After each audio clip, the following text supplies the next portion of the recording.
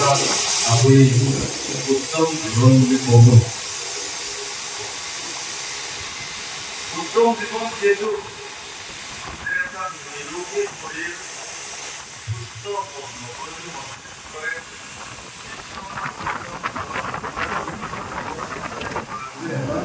মংগলময় জীৱন। এই পৰিক্ৰমাত আহি আপুনি যেতিয়া মনুষ্য জীৱন এইটো এটা সুযোগ পালে মনুষ্য হ'ল মানে আপোনাৰ জীৱনত ভগৱানে এটা সুযোগ প্ৰদান কৰিলে যে এই সুযোগতে আপুনি জন্মটো ৰোধ কৰি লওক আৰু যাতে আপোনাৰ জন্ম হ'বলগীয়া হে হৰিয়ে নাহি জন্ম তোমাৰ তথাপি জন্ম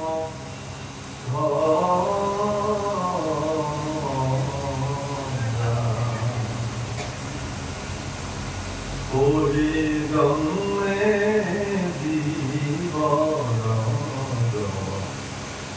হৰি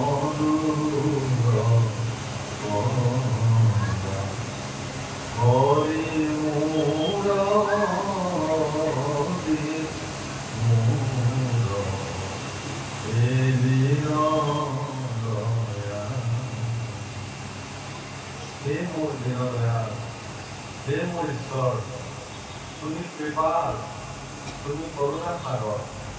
তোমার জন্ম নাই আচলতে, তুমি তো অজ, তথাপিও তুমি জন্ম ধরা।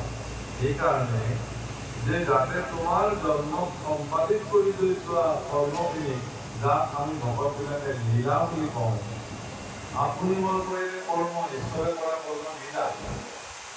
ঈশ্বৰৰ লীলাসমূহত লীলা অমৃত সমুদ্ৰত যিসকল মনুষ্যই স্নান পান অৱগাহন কৰিছে তেওঁ আৰু পুনৰ জন্ম ল'বলগীয়া আৰু তেওঁ নহয়।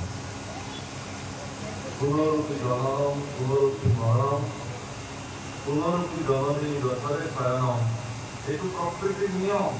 পুনঃ পুনঃ জন্ম ল'ব লাগিব, পুনঃ পুনঃ মৰণ হ'ব। জন্ম হ'লেই মৃত্যু হ'বই, জন্মৰ লগতে হ'বলে মৃত্যু লগত। এই যে জন্ম মৃত্যুৰ পাক চক্ৰত আমোদে আপোনাৰ বিৰক্তি লাগিলে, জীৱৰ ওপৰত কৰ্ম বন্ধনৰ খৰাল গাপ লাগি গৈছে। সেই কৰ্ম বন্ধনৰ পৰা মুক্ত হ'বৰ কাৰণে তেওঁ যিমানে প্ৰয়াস কৰিছে, এই পৰু ভোগটোৱে যেনেকে নিজৰ পৰাই সৃষ্ট সূতাৰে নিজে মেৰেপাই ভিতৰত থাকে, আমাৰো অৱস্থা একেই। কৰ্ম বন্ধ কৰি জীৱ এতিয়া উদ্ধাৰ হোৱাৰ পাছত নাই। গতিকে এনেকুৱা এটা বন্ধনত থকা জীৱক মুক্ত হ'বৰ কাৰণে এটা সুযোগ প্ৰদান কৰিলে ভগৱানে, যোৱা তুমি এবাৰ মনুষ্য হোৱা। মনুষ্য হোৱাৰ কাৰণটো কি? যে ঈশ্বৰৰ দ্বাৰা কৃত লীলাসমূহত মনুষ্য